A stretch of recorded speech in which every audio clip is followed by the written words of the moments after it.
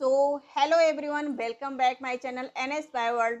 आज हम लोग स्टार्ट करने जा रहे हैं माइक्रोबायोलॉजी। माइक्रोबायोलॉजी में हम मेनली वायरस पढ़ेंगे। आज के टॉपिक में वायरस का हम लोग इंट्रोडक्शन देखेंगे, वायरस की हिस्ट्री देखेंगे कि मतलब वायरस कहाँ से खोजा गया, किस तरह से खोजा गया, ये सारी चीज़ें देखेंगे और वायरस का क्लासिफिकेशन देखेंगे और कुछ स्ट्रक्चर्स देखेंगे वायरस के। ठीक है, तो लास्ट तक बने रहिएगा। अगर आप लोगों को समझ में आए तो लाइक सब्सक्राइब ज़रूर करिएगा, शेयर भी करिएगा अपने दोस्तों में। ठीक है, तो चलिए स्टार्ट करते हैं। सबसे पहले हम देखते हैं माइक्रोबायोलॉजी। माइक्रोबायोलॉजी के अंतर्गत हम पढ़ते क्या क्या है। सबसे पहले हम पढ़ते हैं माइक्रोबायोलॉजी के अंतर्गत वायरस। वायरस पढ़ते हैं, बैक्टीरिया पढ़ते हैं। क्या पढ़ते हैं? बैक्टीरिया पढ़ते हैं और वायरॉइड्स पढ़ते हैं। वायरॉइड्स पढ़ते हैं। एक एक करके सारी चीजें हम लोग पढ़ेंगे माइक्रोबायोलॉजी के अंतर्गत। ठीक है, सारे टॉपिक, इनमें से कोई टॉपिक ऐसा नहीं है जो कि छूटेगा, सारे टॉपिक हम लोग पढ़ेंगे। प्रियॉन्स, प्रियॉन्स पढ़ते हैं। ठीक है, इसी में हम लोग माइकोप्लाज्मा पढ़ते हैं, माइकोप्लाज्मा, और फाइटोप्लाज्मा भी पढ़ लेते हैं, फाइटोप्लाज्मा भी पढ़ लेते हैं, और इंटरफेरॉन्स भी पढ़ते हैं हम लोग। ठीक है, इंटरफेरॉन्स भी पढ़ते हैं जो कि एक हार्मोन है, वो भी एक टॉपिक है माइक्रोबायोलॉजी के अंतर्गत ही।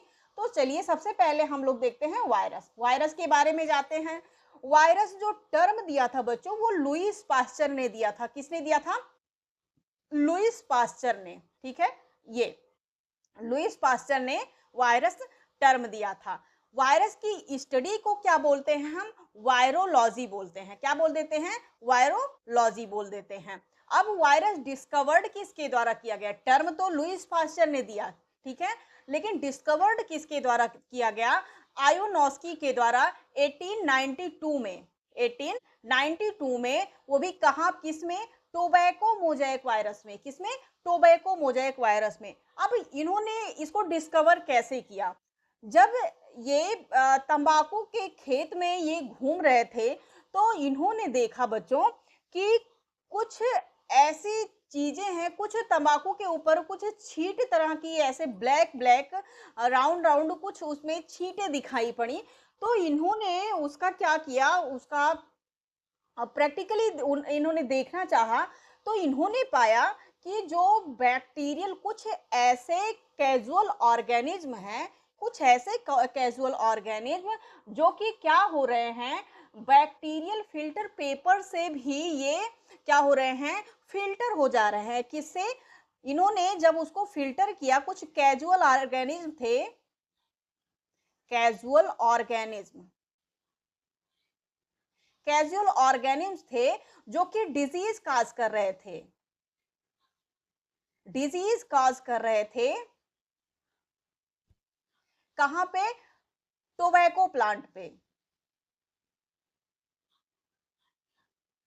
टोबैको प्लांट में। ठीक है, अब इन्होंने उस डिजीज को जानना चाहा कि वो डिजीज है क्या। तो इन्होंने क्या किया कि उसका पौधे का कुछ वो निकाल करके, रस निकाल करके इन्होंने क्या किया कि वो जो बैक्टीरियल, जहां से बैक्टीरिया को पास कराया गया था, ठीक है, bacteria, bacterial filter proof, bacterial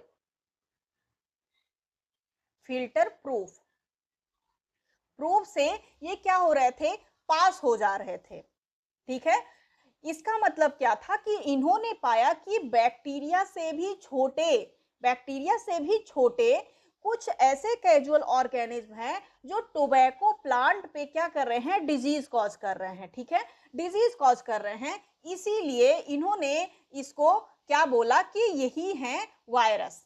ठीक है, इन्होंने इसी को वायरस का दर्जा दिया, जिसे वायरस टर्म जो लुईस पास्चर ने दिया था, उसी को इन्होंने बोला कि ये वायरस ही हैं जो कि क्या हो रहे हैं, बैक्टीरियल फिल्टर प्रूफ से ये पास हो जा रहे हैं। ठीक है, तो डिस्कवर इस तरह से 1892 में, कब? 1892 में वायरस की डिस्कवरी हुई। अब एक साइंटिस्ट थे बच्चों, बिजरनिक्स, यहाँ पे देखिएगा, बिजरनिक्स, इन्होंने कहा, बैक्टीरिया को क्या बोला, कंटाजियम बीबम फ्लूडम।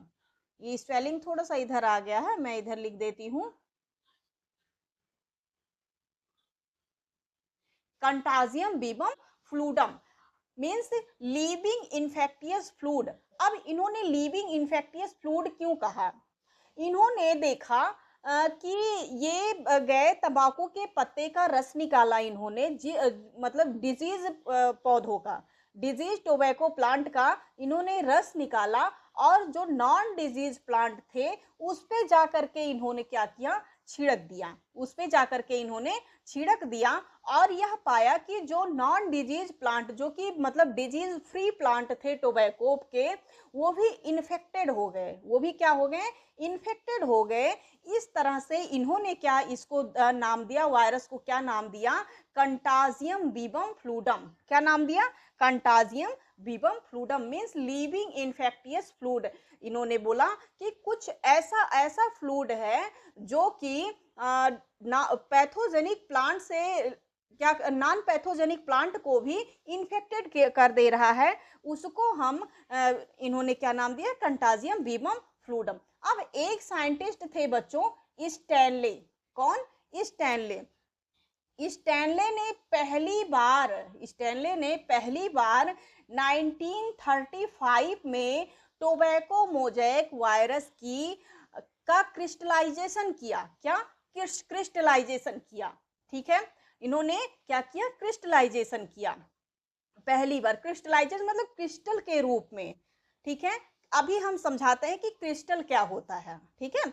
अब एक साइंटिस्ट, अभी इसकी हिस्ट्री हम लोग थोड़ा सा जान लेते हैं, उसके बाद वायरस के बारे में और अच्छे से जानते हैं। अब एक साइंटिस्ट थे सैफरमैन एंड मोरिस, ये दो साइंटिस्ट थे।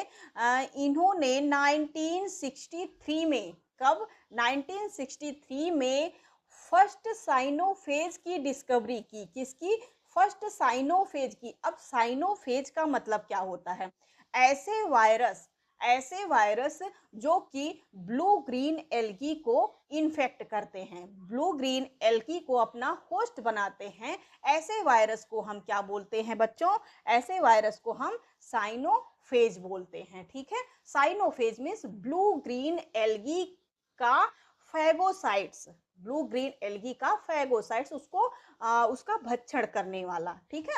अब ये फर्स्ट साइनोफेज क्या था बच्चों, LPP1 था, क्या, LPP1, इसका फुल फॉर्म क्या है, लैंग्विया, लैंग्विया प्लैक्टोनिमा,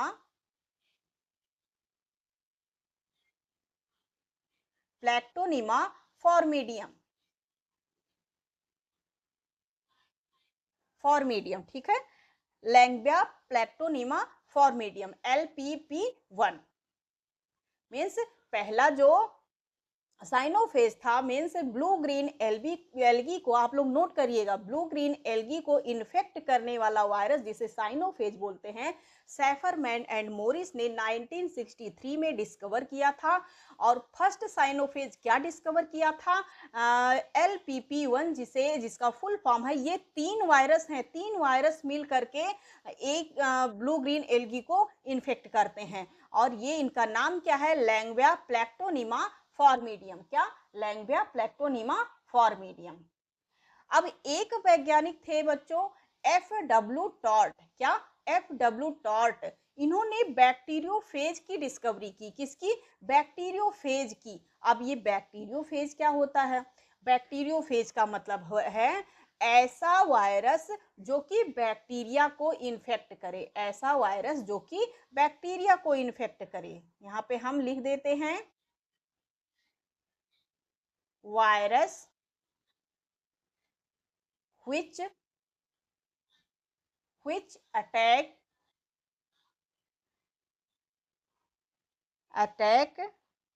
बैक्टीरिया,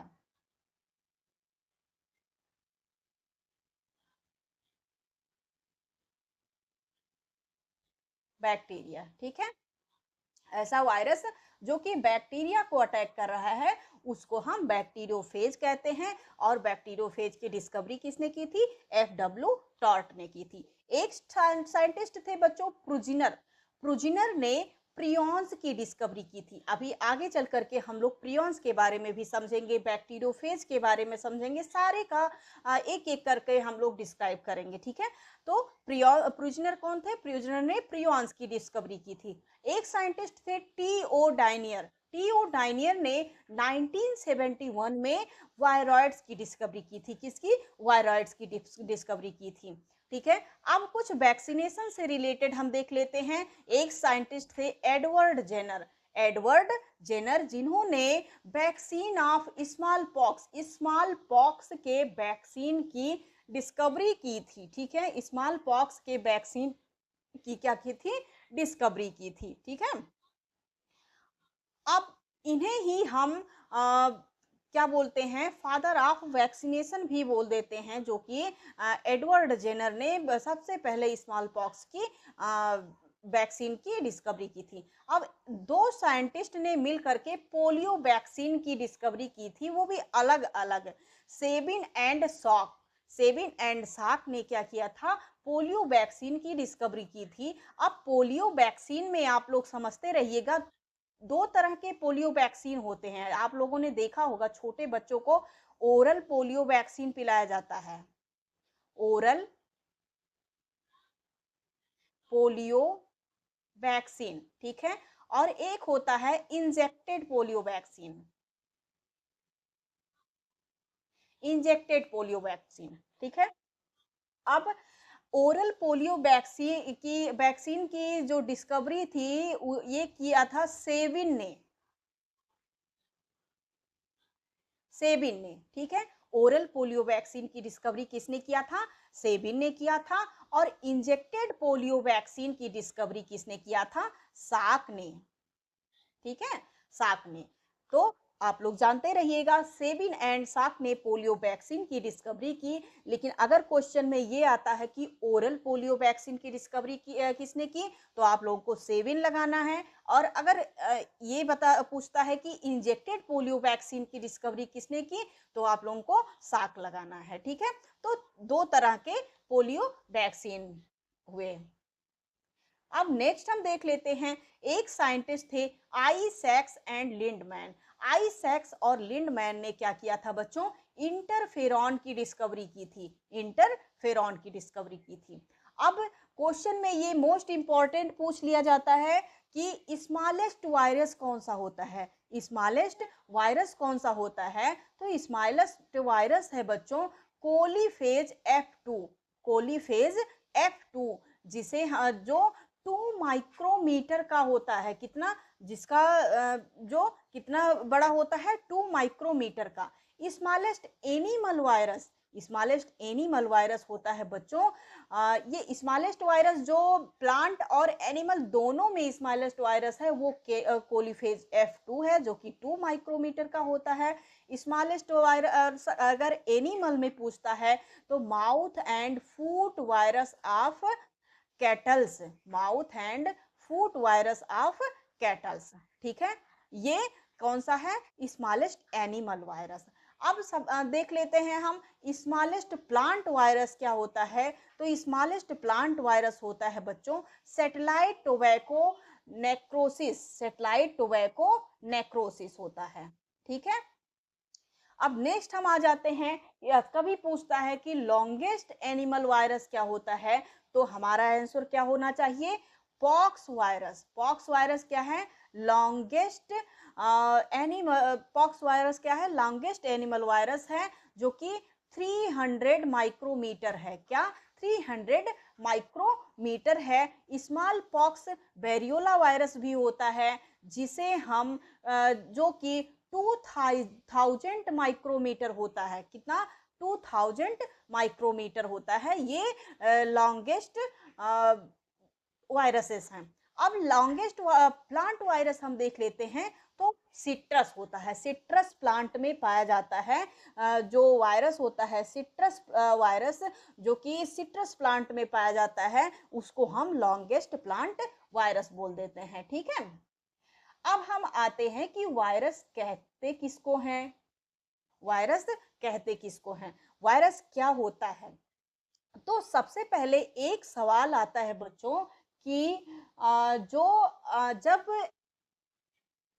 ऑर्गेनिज्म का क्लासिफिकेशन हुआ था, 5 किंगडम क्लासिफिकेशन, तो उसमें अगर ये पूछता है, मोस्ट इम्पोर्टेंट क्वेश्चन है कि ऐसा कौन सा ऑर्गेनिज्म है, ऐसा कौन सा ऑर्गेनिज्म है जिसको 5 किंगडम क्लासिफिकेशन में जगह नहीं मिली, जो कि कब हुआ था, जो कि जिसे किसने किया था, आर एच व्हिटेकर साहब ने, किसने, आर एच व्हिटेकर साहब ने क्या किया था कि 5 किंगडम क्लासिफिकेशन किया था, कितना, 5 किंगडम क्लासिफिकेशन किया था, कब, 1969 में, कब, 1969 में। ओके,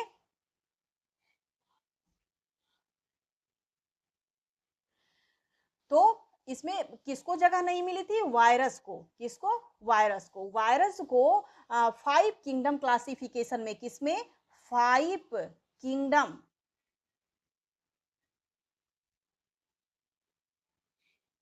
किंगडम क्लासिफिकेशन, क्लासिफिकेशन में किसको जगह नहीं मिली थी, जो कि किसके द्वारा हुआ था, आर एच व्हिटेकर साहब के द्वारा,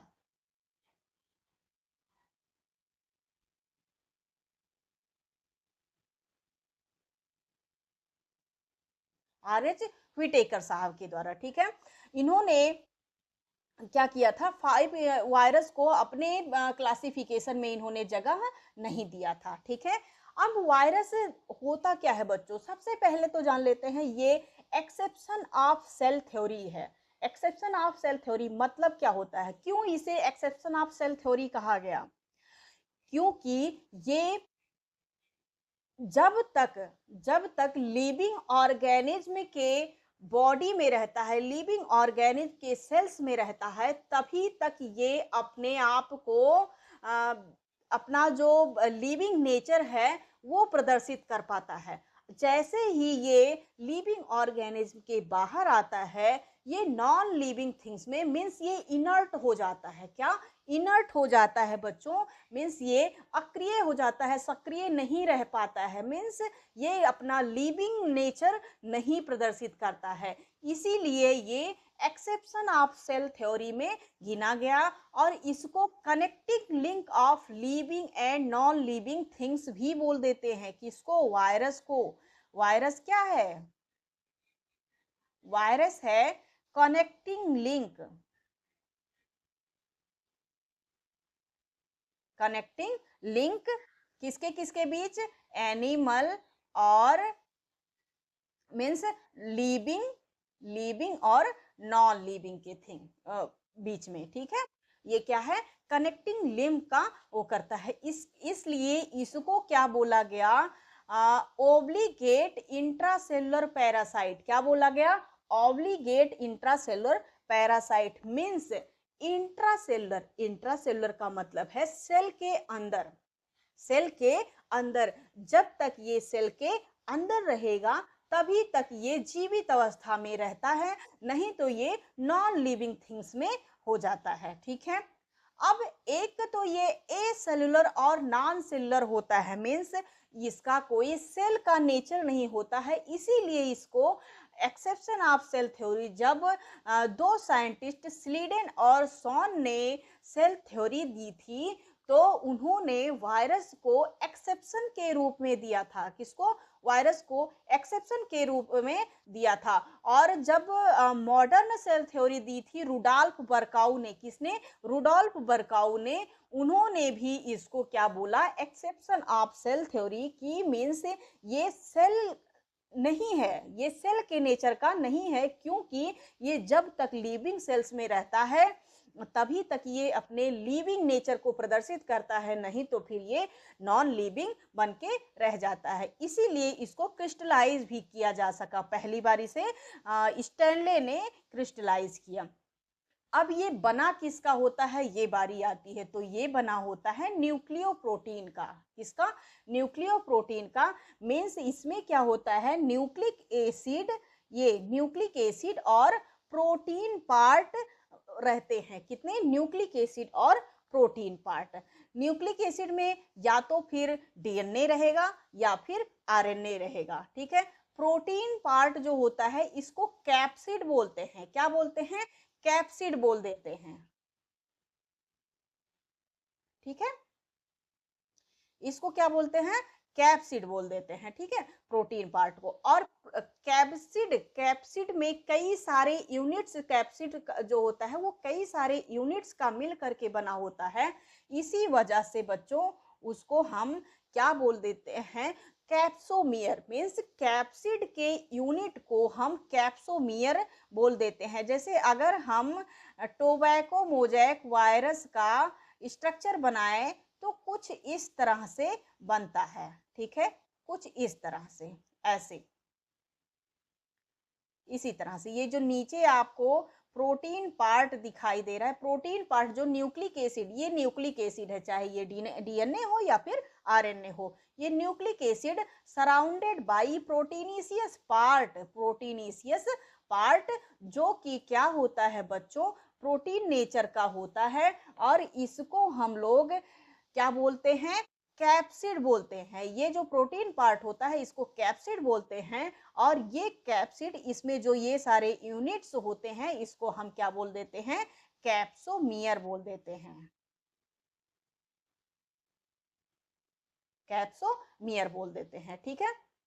तो हमने क्या जाना कि वायरस टू टाइप के सब्सटेंस से मिल करके बने होते हैं। Number first nucleic acid, nucleic acid में डीएनए या फिर आरएनए होता है। और नंबर सेकेंड प्रोटीन पार्ट जो जो कि न्यूक्लिक एसिड को सराउंड किए रहता है उसको कैप्सिड बोलते हैं या फिर कैप्सोमियर बोल देते हैं। अब डीएनए या आरएनए लीनियर भी हो सकता है और सर्कुलर भी हो सकता है, ठीक है, लीनियर भी हो सकता है और सर्कुलर भी हो सकता है।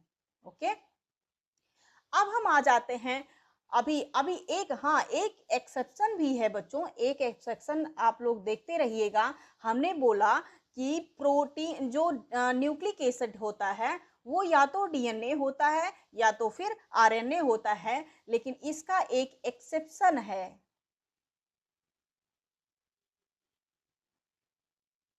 एक्सेप्शन क्या है? ल्यूकोवायरस। ल्यूकोवायरस, ल्यूकोवायरस क्या होता है? ये एक कैंसरस वायरस होता है, कैंसरस वायरस, कैंसरस वायरस होता है जो कि मेनली ब्लड कैंसर प्रोड्यूस करता है, ठीक है, ब्लड कैंसर काज करता है, ठीक है। तो अगर एक्सेप्शन में आता है जिसमें डीएनए और आरएनए दोनों पाए जाते हैं, हाँ, इसमें लिख लीजिएगा आप लोग कि इसमें क्या होता है? ये डीएनए प्लस आरएनए, आरएनए इसमें दोनों पाया जाता है, ठीक है।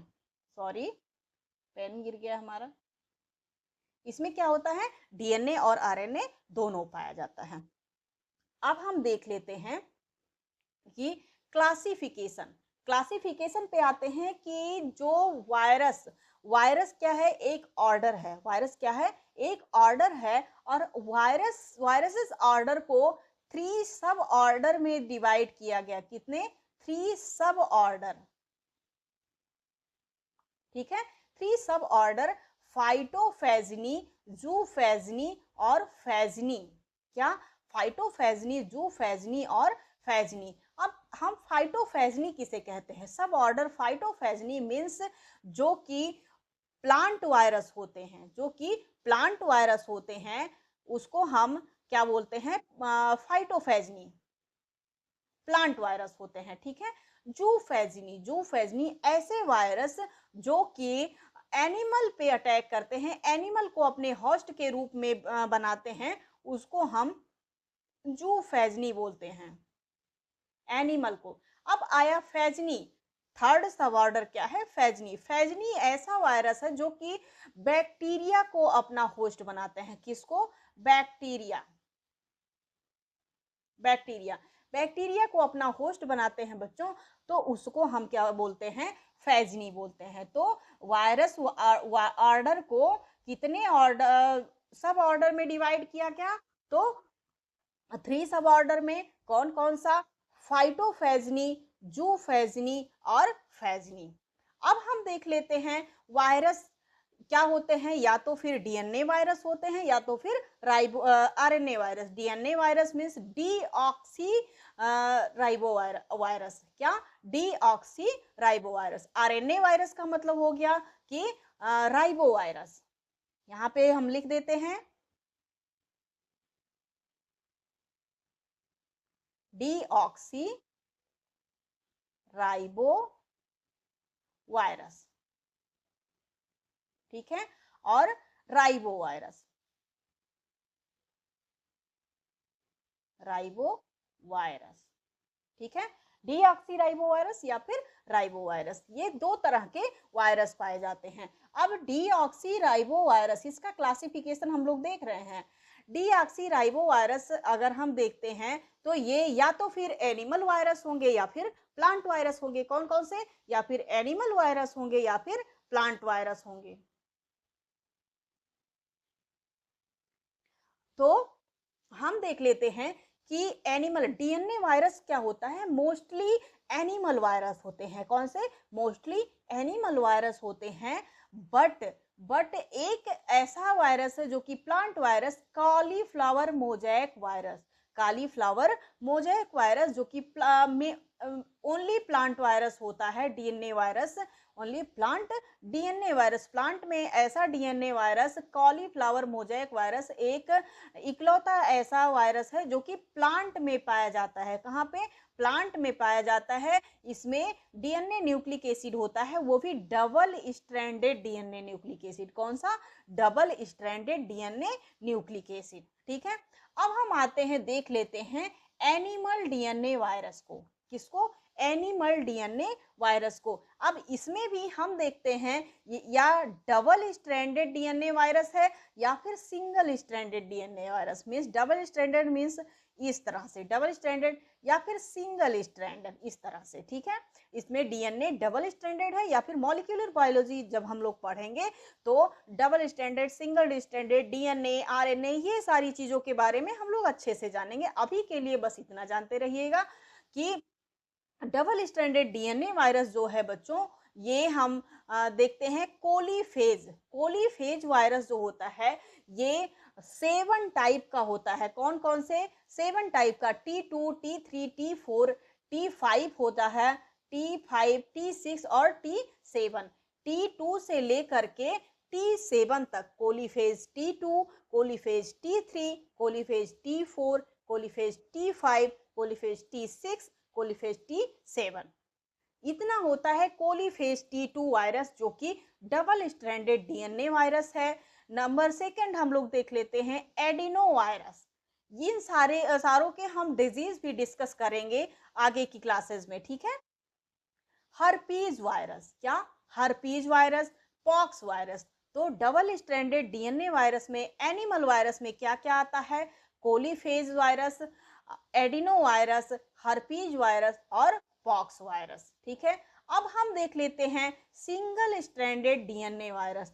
सिंगल स्ट्रैंडेड डीएनए वायरस में जो हमारी एनसीईआरटी में बच्चों मेन दिया हुआ है, वो दिया हुआ है कोलीफेज MS12, कोलीफेज MS12, कोलीफेज M13, कोलीफेज 5x174, ये सारे कोलीफेज G4, ये क्या होता है कि हमारी एनसीईआरटी में मेनली यही एग्जाम्पल दिए हुए हैं, और बहुत सारे एग्जाम्पल हैं जैसे कोलीफेज डी, कोलीफेज जी, ऐसे ये सारे एग्जाम्पल्स हैं ऐसे। लेकिन एनसीईआरटी के बेस पे हम लोग पढ़ रहे हैं तो हम लोग इतना जानते रहेंगे। तो एनिमल वायरस में कौन कौन से, double stranded DNA virus, single stranded DNA virus. Double stranded DNA virus में कोलीफेज आता है, एडिनो वायरस आता है, हर्पीज वायरस और पॉक्स वायरस आता है।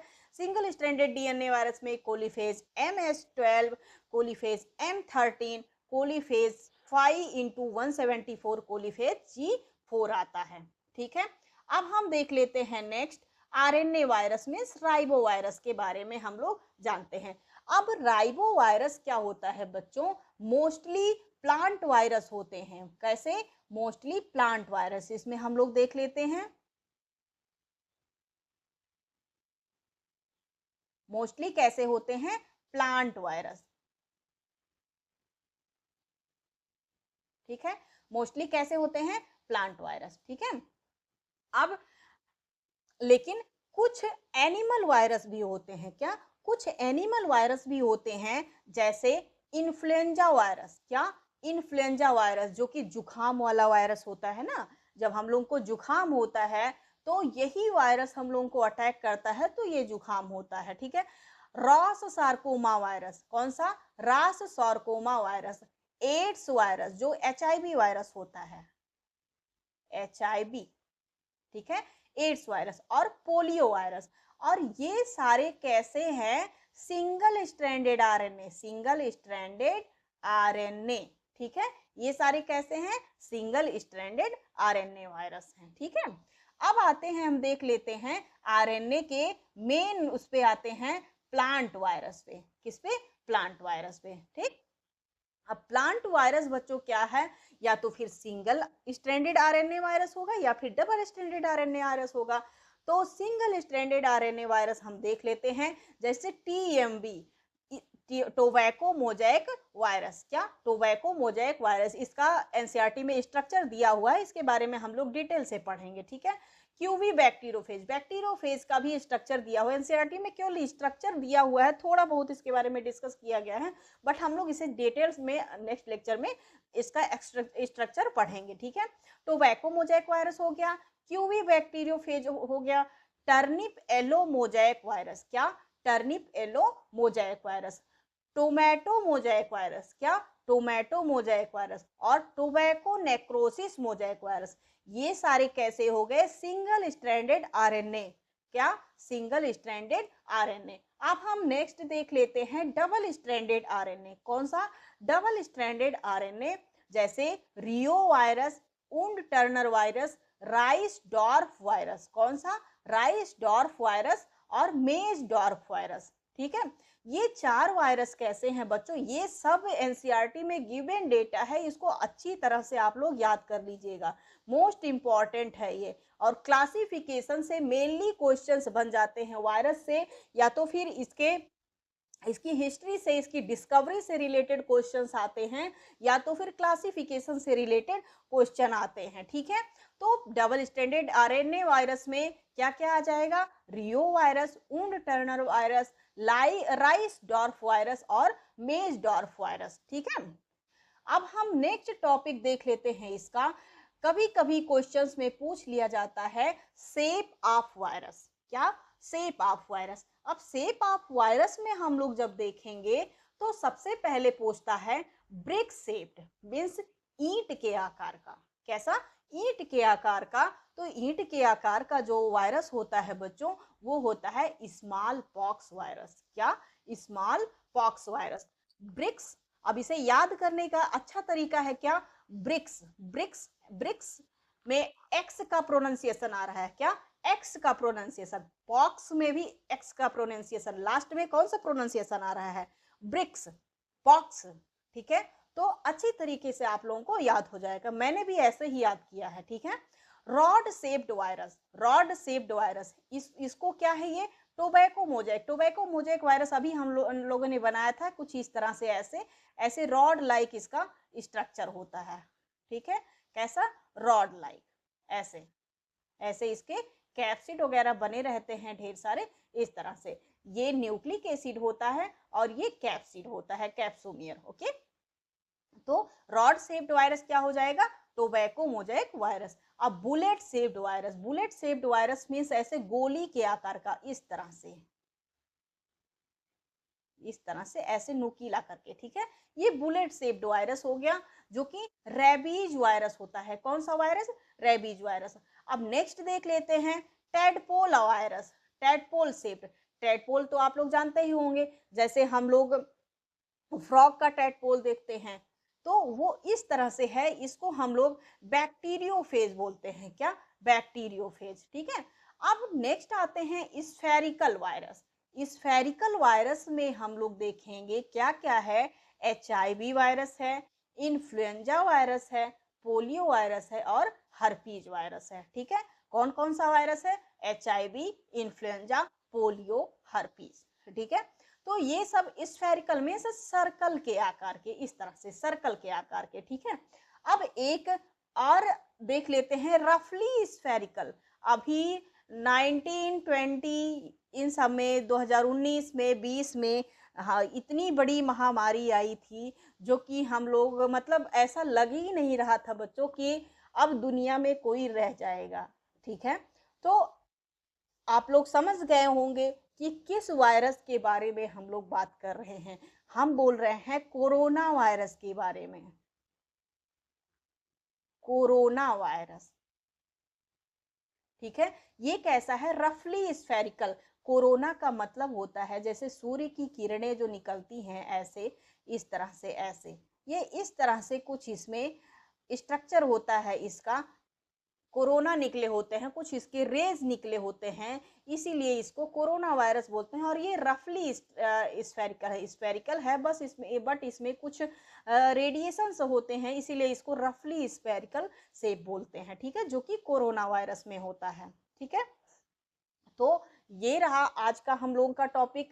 नेक्स्ट टॉपिक में हम लोग क्या क्या पढ़ने वाले हैं वो हम अभी से आप लोगों को बताया। हाँ, हम एक्सेप्शन के रूप में हमने लिख दिया था इसमें ल्यूको वायरस। ठीक है, नेक्स्ट टॉपिक में जिसमें ल्यूको वायरस में डीएनए और आरएनए दोनों पाए जाते हैं। अब नेक्स्ट क्लास में हम लोग पढ़ेंगे बच्चों nature of virus, nomenclature of virus, tobacco mosaic virus, bacteriophage, इन दोनों का स्ट्रक्चर पढ़ेंगे जो कि हमारी एनसीईआरटी में गिवन है।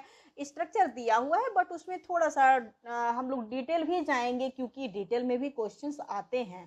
ठीक है, तो ये सारी चीजें हम लोग नेक्स्ट क्लास में पढ़ेंगे। तब तक के लिए बाय बाय सभी को। अगर आपको ये क्लास अच्छी लगी हो तो आप लोग कमेंट करके ज़रूर बताइएगा, या फिर कैसी भी लगी हो, अच्छी लगी हो या फिर और अभी हमें सुधार करना है क्लासेस में, तो ये सारी चीज़ें भी आप लोग कमेंट करके माध्यम से हमें बता सकते हैं। और अगर अच्छी लगी हो क्लास तो आप लोग लाइक, शेयर और अपने दोस्तों में भी शेयर करिएगा, सब्सक्राइब भी करिएगा चैनल को। मिलते हैं नेक्स्ट लेक्चर में। चलिए तब तक के लिए बाय बाय सभी को।